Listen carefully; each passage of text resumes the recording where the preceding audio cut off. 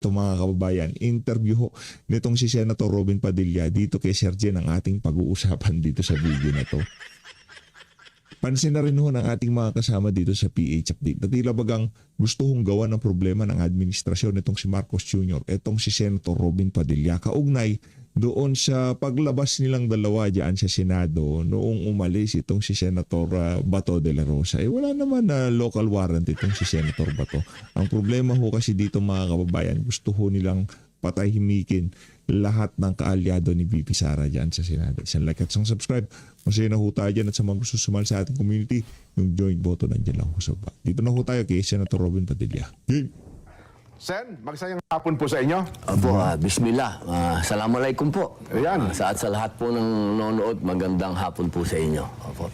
Ngayon ko lang na-realize, Senator Robin, di pala tayo nagkakalayo. Opo, parang lamang ka nga, boss eh. Parang insecure nga ako pagpasok ko.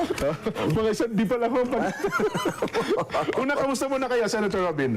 Alhamdulillah, ako po ay mabuting-mabuti at masayang-masaya po sa buhay ko. Ngayon ko lang ho na-realize yung halaga ng pangangamusta.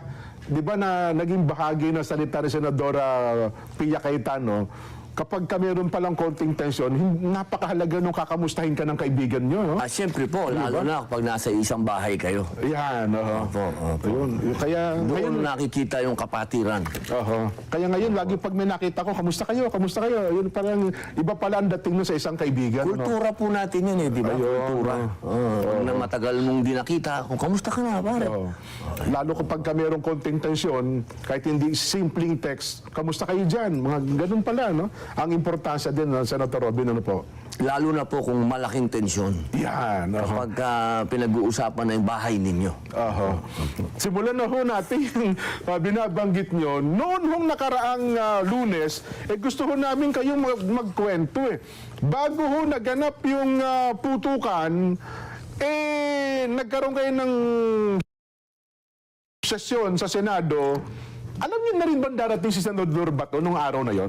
Yan po ang yan ang gustong-gusto ko talaga umpisahan. Opo.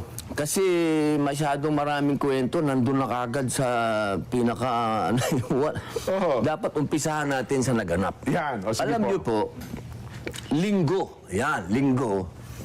noong nagpatawag ng pagpupulong si Senator Alan Peter Cayetano. Okay. Sa isang tahanan diyan sa Forbes Park.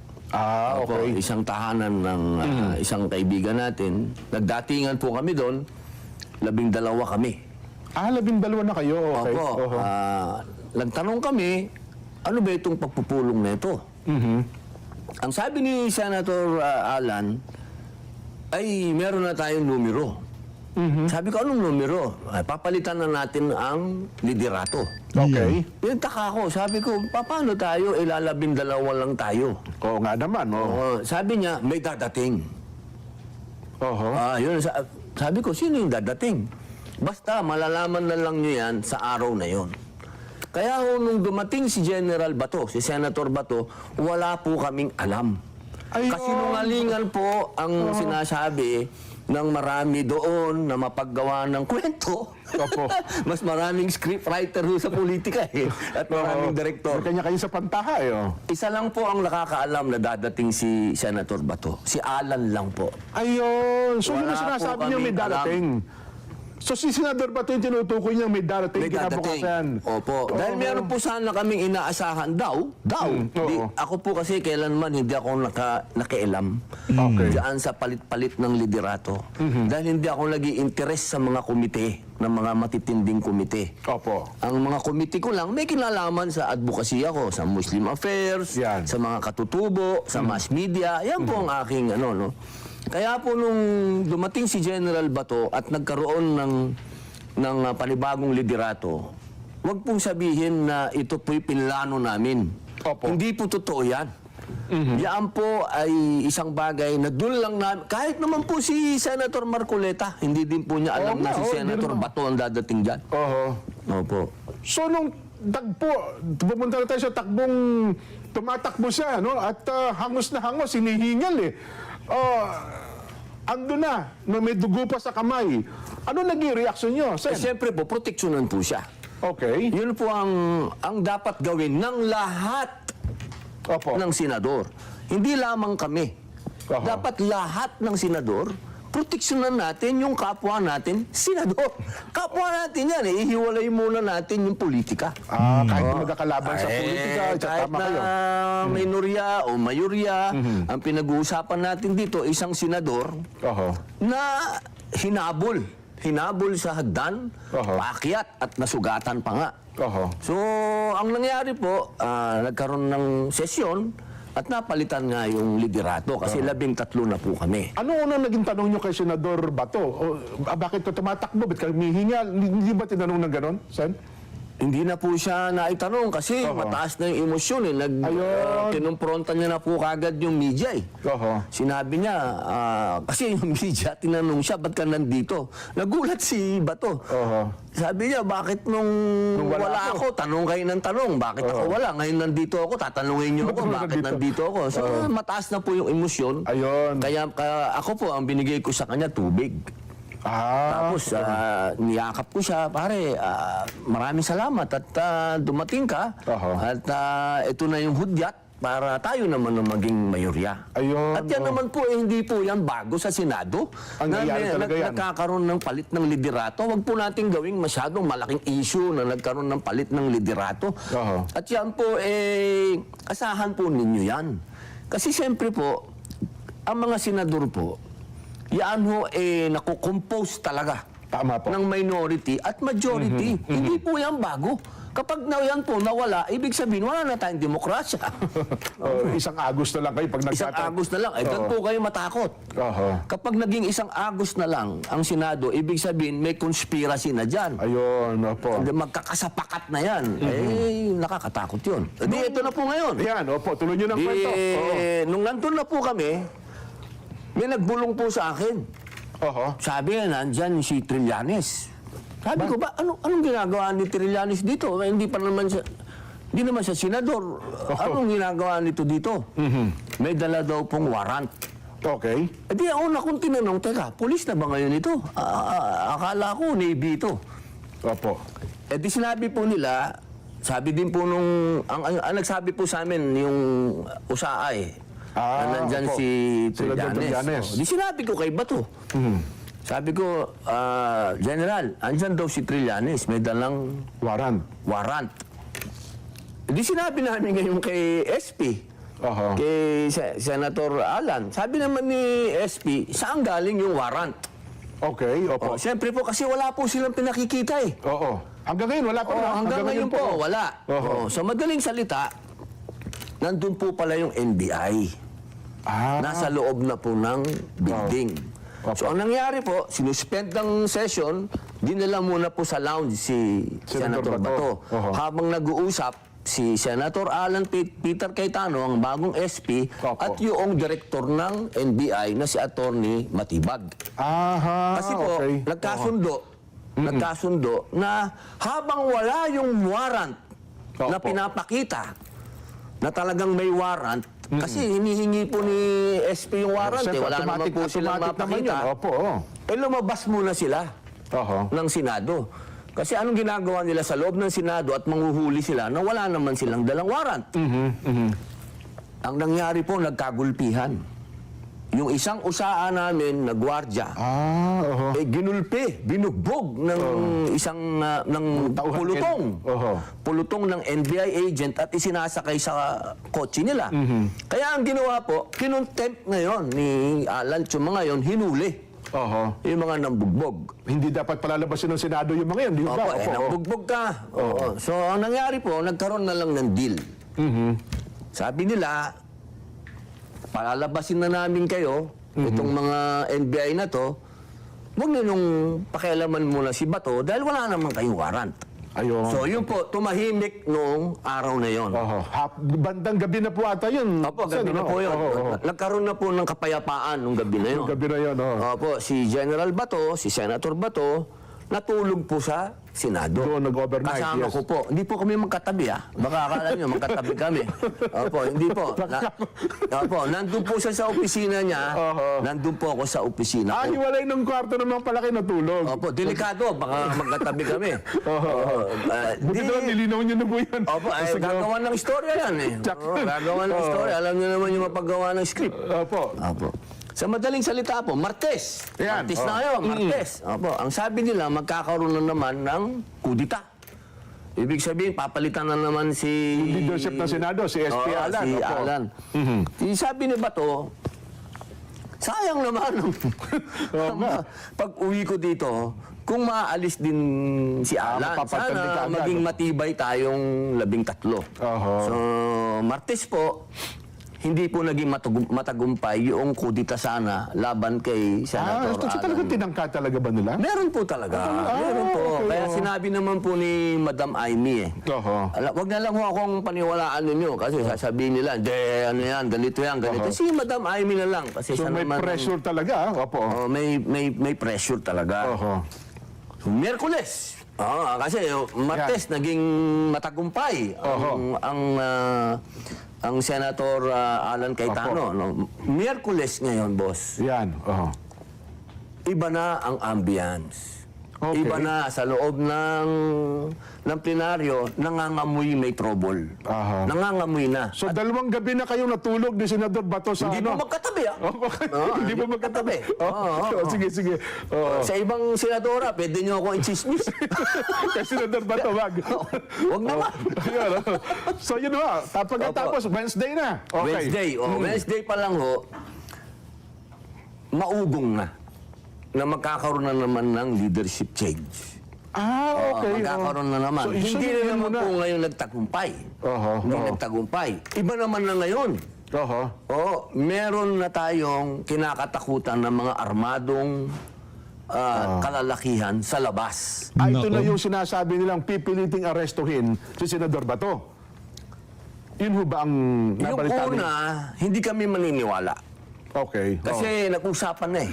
May usapang lalaki na si SP Alan. saka Tsaka si Director Matibag na sinasabi na may mga armado na sa labas. Kasi ako, natural na may armado na dahil 1,000 pulis na yun nandun eh. Nga po.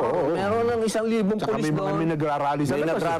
nagrarally na yung pro-impeachment, nagrarally na rin yung Ayun, anti-impeachment. So kami, ang iniisip namin, itong ganap nito, may kinalaman lang ito sa impeachment.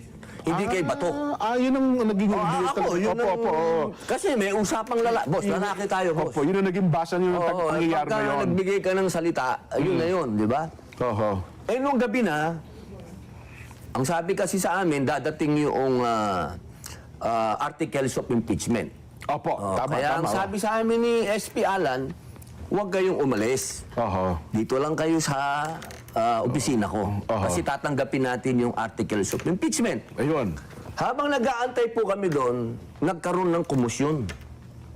Ang sinabi ng USAA, meron ng mga armado sa mismong premises na.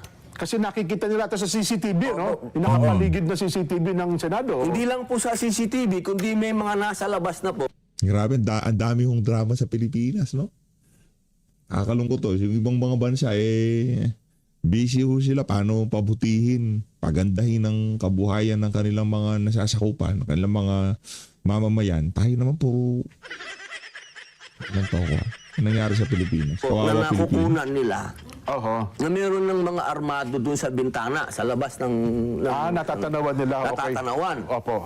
So sabi ni General Bato, Senator Bato, ay mas mainam siguro wala ako dito sa opisina ni Yun ang...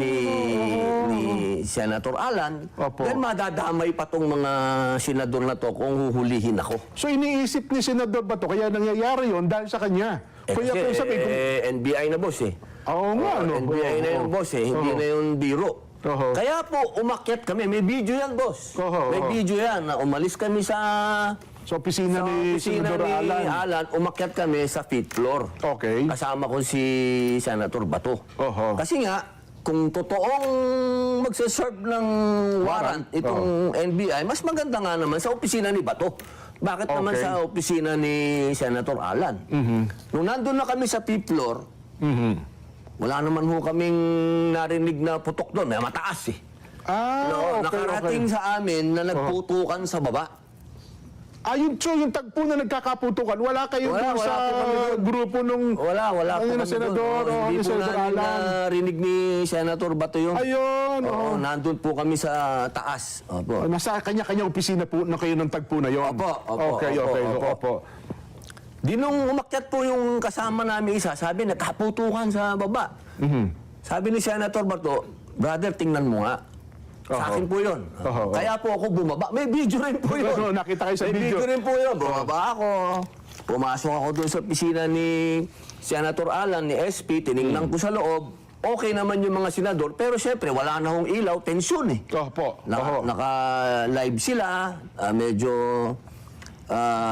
pumasok na po yung takot. Opo. May umiiyak na po sa kanila. Dahil putukan po talaga.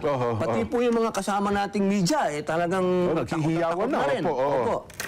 So ako naman po, dahil nakita ko naman okay sila, umakyat na naman po ako. Na-video rin po yun. Bumalik ulit kayo sa Oo, opisina. may video din po yun. Na humabol pa yung media. Sabi sa akin, okay lang po ba kayo? Siyempre, okay. Ginawan din ng kwento ito. Hindi ko alam. Ba't nila ginawan ng kwento? Okay naman yan. Di ba? Yan, ibig sabihin yan. ganun, Okay yan. yes, Kamusta sir. po kayo? Sabi, okay ako. Sumunod yung media. Ang sabi ko, huwag kayong sumunod kasi may mga armadong tao na dito sa Senado. Okay. Baka madamay kayo. Kaya gumaganon ako, doon kayo. So umakyat po ako uli. Kay General Bato, sabi ko, pare, nagkaputukan na nga sa baba. Kitang-kita ko nag-alala si Senador Bato. General Bato. Sabi niya, maraming tao sa baba, pare. Maraming tao sa labas. Bakit nagkaputukan?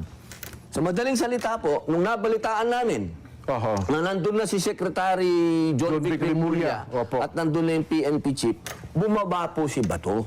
Si Okay. So humarap din pala siya noon. nakipag-usap kay Secretary John Vic. Opo. Dalawang lalaki naman ito. Maganda naman yung usapan nila. Ang sabi naman ni Secretary John Vic kay Bato, hindi ako nandito para arrestuhin ka, pare. May video ko yan. Narinig natin sa video. Nandito ako para secure yung lugar. Sabi niya.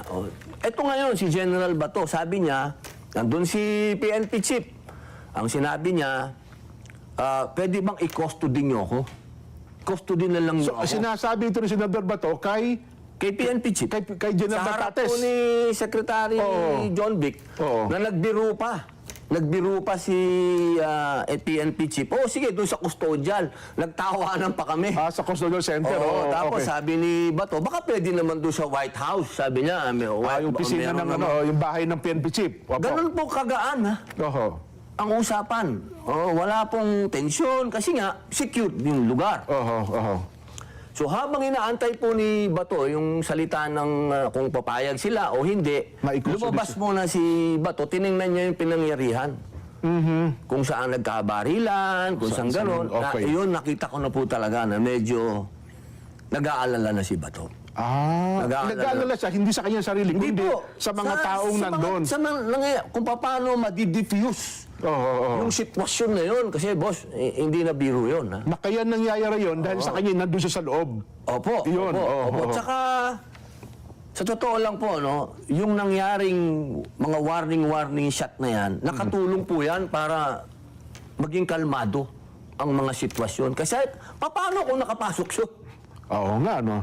Paano kung nakapasok doon sa pinto yun? Di mas lalong baka meron na hong buhay na disgrasya o hindi natin alam. At least ito, nung nangyari yung warning shot nito at warning shot nung isa, nagkakilalanan. Na friendly forces pala tayo. Kasi doon na ho nagkakontak. Wala kasing coordination, boss. Ayun. Itong kasi nung Saan ka una... nakakita na yung GSIS hindi nakipag-coordinate sa Senate na nagpapasok sila ng NBI. Dapat, nasa isang complex tayo, dapat nakipag-coordinate ka sa Senado. yung security nila, no? Umuo pa ang Senado sa iyo. Tama. Kasi nung una daw, parang inassume nila ata, Sen. Robby, na hindi, nag-coordinate kami sa dating SP, Senador Tito Soto. Pero nagkapalitan po ng Senate President at nagkapalitan din ng hepe ng OSAA, di ba? si SP Alan at saka SP o sa Aplaska, parang doon nato sa dalawa, walang coordination itong NBI. Ganun po ba? Ibig niyo pong sabihin, alam na ng buong Pilipinas kapalitan ng Senate President at ng Sergeant at Arms, hindi pa alam ng NBI tsaka ng GSIS. Parang ganun ata ang nangyari na dapat di ba another coordination dapat siguro yun. Dapat, Di ba? automatic yun, dapat Oo. may coordination. So, tuloy ko na po yung kwento. Sige po, oo. Umakat na po kami uli ni Senator Bato. Nagkwentuhan kami na siyempre, alam niyo naman, si General, kahit na sinasabi nilang Bato yan, Opo, opo. ako hindi spokesman ni Bato, ha? Tandaan po ninyo, ako hindi ako spokesman. Ako yung nagkukwento lang sa kwento ko, sa narrative Based ko, doon sa inyong sa experience. nakita ko. Hindi ko alam kung ano ang kwento ni Bato. Basta ako, nakita ko, worried siya. Oho. Worried talaga siya sa nangyari. Worried siya sa mga senador na hindi siya iniwan. Nakita niya kung paano nag-iiyakan yung mga senador. Nakita niya kung paano nagtatakbuhan yung mga media doon. Nakita niya yung mga tao sa labas. Kasi ang dami pong tao sa labas. Oho, tama kayo. Kasi may mga video tayo sa nasa labas eh. Noong pangalawang araw pa lang, awang-awa na siya sa mga pulis kasi natutulog doon sa kalsada. Yes. Ang dami-daming pulis. Pulis si Bato, tatandaan Dati niyo. niya mga Ang puso tauhan niya yan, na yes. pulis. Nung nandun na kami, nakahiga siya, sabi ko, pare, total safe ka na dito. Gabi na po ito. Gabi na po ito. Acting gabi na ito. Tapos na po, tahimik na. Tahimik na. Dami ng pulis. Sa tansya niya, mga anong oras na ito, Sen. Robin? Siguro po, mga 1:30, mga ganyan. Madaling araw na. Madaling araw na po. Parang Wednesday na ata, Thursday. Thursday morning. Thursday morning, opo. Ang dami na pong pulis sa loob. May SWAT na, may Opo. si IDG, nag-iimbestiga. So, ano naman, okay na yung loob na. Sabi ko, pare, nahanap na ako ng asawa ko, 3 araw na ako dito. So nagpaalam kayo sa kanya. Oo, kasi hindi ko po siya iniiwan eh. Hindi kami tabi ha. Doon lang, nagkikita kami sa umaga. Bago mo ituloy yung tagpo na yan, Sen. Robin, hindi pa sinagot ni John Vic at saka ni PNP Chief na sinabi? Wala po. Yung i-custody nyo na lang ako, parang sinusurrender niya yung kanyang sarili na nagpapakustody na lang. Wala po. Hindi na tapos yun. Opo, parang nakahang yun. Ayun, Nakahang po yun. Opo. Kasi Okay, wala pa naman warrant kasi. Oho. Wala din naman pong hawak na warrant din si Secretary Secretary Remulla, John Vic. si PNP Chief, Wala wala rin din yung naman pong warrant. hawak na warrant. So, para saan yung custody, no? Wala eh. Wala naman po talaga eh. Si Trillanes lang ang may hawak eh. Opo, hindi naman niya iniwan. So, yun, balikan natin. Opo. Yung Sabi ko, alauna pare, ng uwi balikan. muna ako. Okay. Kasi nahanap na ako ng asawa ko. Sabi ni Bato, pare, sabay na ako sa'yo. Doon Yun siya po ang nagsabi. storya. Oo. Alam mo sabihin kung hindi. Nga naman. Napakasama naman ng ugali ko. Yun pala yun. Sumabay lang naman pala si Sen Bato kayo naman. Kahit talagang malisyoso. Wala siyang kotse, boss eh. Wala siyang kotse. Di ba hinatid lang siya ng kotse? Sumabay nga lang pala sa kay Senador Alan. Oo, wala nung naman siyang pagpunta sa kotse. Senado. Oo. Bumaba na kami. Saka boss, hindi kami Nakakatawa yung video. Pino-forward pa. Parang nagmumukhang nagmamadali kami. Nagmamadali kayo. Oo. Hindi na. Naglalakad lang ho kami. Ang daming polis doon. Ang daming usa. Wala namang humaharang sa amin. Oho. Kasi kung may marami humarang nakakita sa naman, inyo na pababa kayo sa parking. Opo. Kasi kung may humarang naman, di tatanungin namin, ba't nyo kami hinaharang? Oho. O di pag sinabi nila na hindi po, bawal kayo, ba't naman kami lalabas kung bawal? Oo nga. No? Walang humarang eh. Oho. Ito, pinakikita natin. No? Kasi medyo Pwede po bang... nakapass forward ata eh. Oo, kasi ginagawang nagmamadali kami. Para bagang may tinataguan kayo, no? Wala po. Ayun, may pulis pa doon. No? Nakikita nyo. Ayun, no? Puro pulis yun. No? Inakabalo. Si IDG yun. Okay. Oho. O, pinabilis pa. Pinabilis, oh. Huwag natin pabilisin kasi hindi naman po kami nagmamadali. Oho. Pangkaraniwan lang na biyahe. No? Paglabas nyo yun. Kasi Okay. kung may humarang, eh di may humarang. Oho. Kung Hindi kami, tatanungin kayo. hindi kami lalab. Eh, walang humarang eh. Okay. Oho. Ano nga gawin namin? Puro pulis dun. Ayun, pulis oh. Si IDG yun, oh. Yung naka-blue. So marami nakakita nung kayo talagang lumabas nung Senado. No? Saka boss, kung Oho. tatakas kami, may CCTV. Pambihira naman. Eh, di sana sinabi namin, patayin niyo muna yan. Ha? Oho. Walang logic, boss. Walang logic. Oh, walang tumakas po. Umuwi lang kami sa mga bahay namin. So ito, lumabas yung Fortune, ito, sasakyan nyo ito. Oo. Ayun. Hanggang sa itong nakita nga Hindi ko dyan naman sa... dininay yan, kotse ko yan. Oo, oo. Pinaka-humble na kotse yan, boss, ng Senado. Tanga nga, portuner lang, boss. Ayun na nga. So, siguro tatanong ko, nung kasabay niyo si Senador Bato, sa isang bumaba? Eh, siyempre, wala siyang kotse. Opo, opo. Pumunta akong Makati. Oo. Pagdating Kasi sa sabi, Makati, nakita daw kayo sa airport o kayo sa makita kayo yate. airport? Oo, meron daw ganun mga angulo eh. Ano naman gagawin namin sa airport? Wala, hindi ko kami nagpunta ng airport. Wala kami Baka, baka airport. Baka Air Force One. wala ako nagpunta ng airport. Wala rin yate. Wala din po kami, hindi din po kami pupunta ng yate. Ala namang, anong gagawin namin sa yate? Ayun, Ako gusto kong umuwi ng bahay. Siyempre po, ako naman, hindi ko po talaga inisip kailanman na kami tumatakas. Hindi po. So nung tagpo na yun, wala sa Ako isipan kasi niyo ang parang... alam ko, ang sinabi sa aking malinaw ni SP Alan Cayetano, walang warrant galing sa local court. Oho. Walang pinakitang warrant din sa amin ang NBI at ang PNP. So yun palang warrant, secret na foreign pa, no? Opo, yun na nga eh. Secret, Oo, naka-foreign diba? warrant. At higit Opo. sa lahat, nakapending sa Supreme Court yung PRO. Nung tagpo na yun kasi, tama. Ako, very relax ako eh.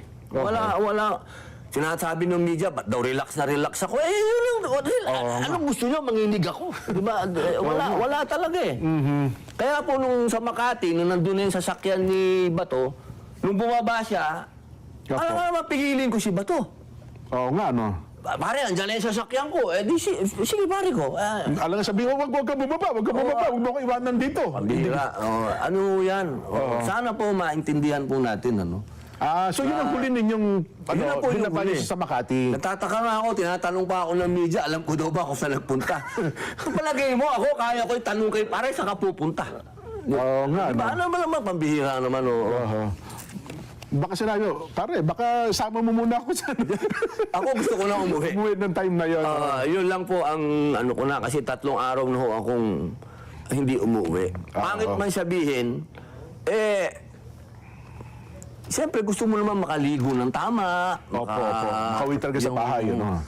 Di ba ho? Iba din yung, alam nyo, minsan pagka ang brief mo reversible na, dapat gusto mo makapagpalit ka rin ng fresh brief, di ba? Ang bihira naman, Kung ako mo sa katayuan yung ganun din Diba? gagawin ko. Ang So bihira. pagkatapos ng binaba niyo po siya, umuwi na kayo, diretso Umuwi na na kayo. po ako. Kasi ngayon ho, ang sabi sa Robin, ewan ko sa imang galing, drama daw ito, stage daw itong nangyaring ito eh, lalo yung putukan eh. Mahirap. Alam niyo, pagkabuhay po ng tao ang pinag-uusapan natin, hindi wala dapat yung usapang stage. Ano Kasi yun ba? hindi naman namin kontrolado yung GSIS, hindi naman namin kontrolado yung NBI. Tsaka ho, Lunes pa lang po, ang dami na pong armado sa labas pa lang po ng Senado. Nag-checkpoint nga po sila sa labas. Walang makapasok, walang makalabas. Tapos, Lunes pa lang, nagkabugbugan na. Hindi, imposible po na stage kasi meron pong mga magkakasunod na araw na ganap. At saka Pati po yung mga palitan ng liderato. Paano po ma-stage yun? Tsaka yung live bullet, mahirap i-stage yun, San Robin. Opo. Tsaka alam nyo, dapat ang pag-iisip natin ho, walang nasaktan dito. Magpasalamat po tayo sa USAA, doon po sa Sergeant at Arms at doon sa NBI, na nagpalitan po sila ng warning shot at nagkakilalan. Kasi kung hindi po nagkakilalan yan at nakapasok po doon sa loob, marami pong madidisgrasyang buhay dito. Kayo po, San Robin, mahilig kayo sa baril. Pero sabihin yung warning shot, call talaga ng tao yun, Hindi mo pwede sabihin, Ako walang po yung warning shot. criminologist po ako Ako po yung graduate ng criminology. Alam po natin ang rules of engagement. Sa rules of engagement po talaga, yung warning shot, yan po ay ipinagbabawal yan. Yes, tama kayo. Pinagbabawal po yan. Pero, pwede mong gamitin yan kapag call mo na. Halimbawa, yung mas marami yung mas marami Yan. yung kalaban. Kalaban mo, yes. Oh, Kaya may kailangan threat mo nga. mag-warning shot para hindi makalapit. No? Oo. Meron pong mga sa rules of engagement na pinapayagan yan. Yun, oho. Hindi po pwede sabihin natin pag sinabi mong bawal, bawal lang. Hindi po. In every rule, sabi nga nila, There is an exemption. Yeah. Opo. Lalo pa nga ito, General Plaska, sana ito sa bakbakan eh. yan po, alam nyo, tandaan po natin, ito pong mga nasa USAA, trained po ito ha. Oho. Si General Aplaza po ay PMAyer.